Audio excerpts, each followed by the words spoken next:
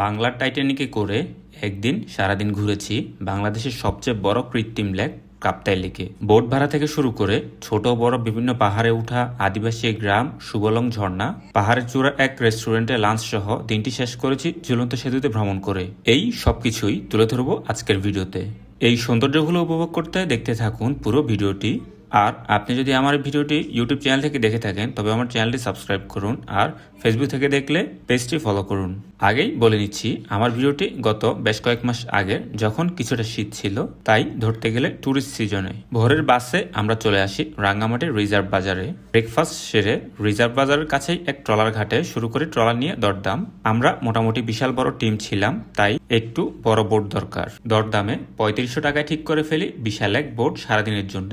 এর ভিতর অনেকগুলো স্পট দেখাবে, চলুন আপনাদের সাথে নিয়ে দেখব ক্যামেরার চোখে।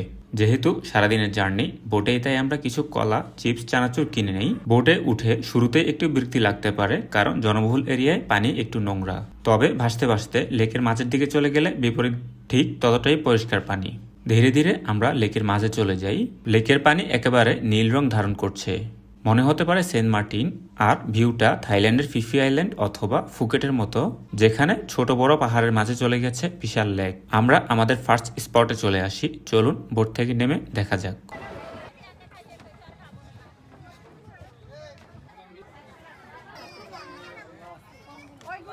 আনারস কত?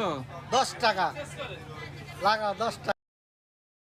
এই স্পটটি মূলত পাহাড়ি বাজার। পাহাড়ের উপর নিচে রয়েছে বিভিন্ন দোকান, যেখানে দেখা মেলে পাহাড়ি ফল যেমন আনারস, ডাব আর পাহাড়িদের বিভিন্ন পোশাক আর সংস্কৃতি।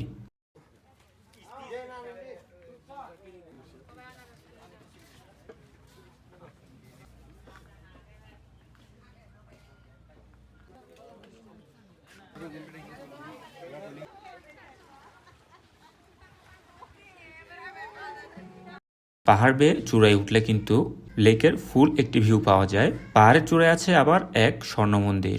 অনেকক্ষণ এক্সপ্লোর করে আমরা চলে যাই আমাদের দ্বিতীয় স্পটের দিকে।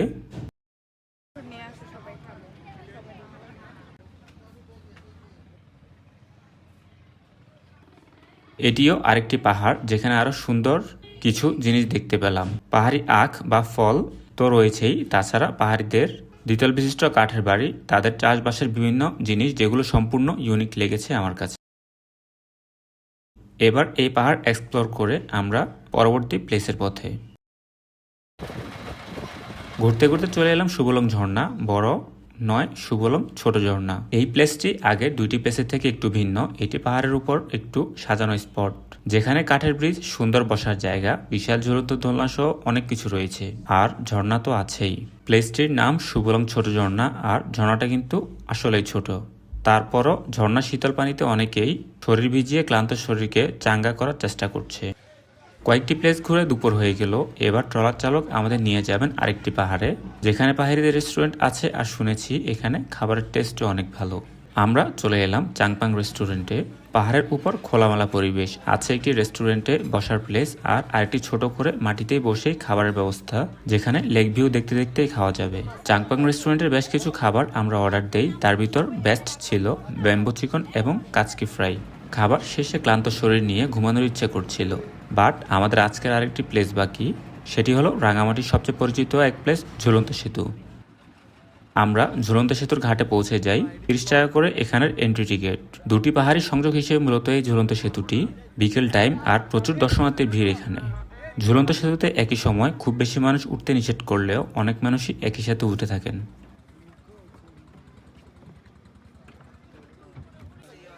ঝুলন্ত সেতুর বিস্তারিত পরবর্তী ভিডিওতে তুলে ধরব। আমাদের আজকের কাপ্তাই লেক ভ্রমণ এখানেই সমাপ্ত হলো।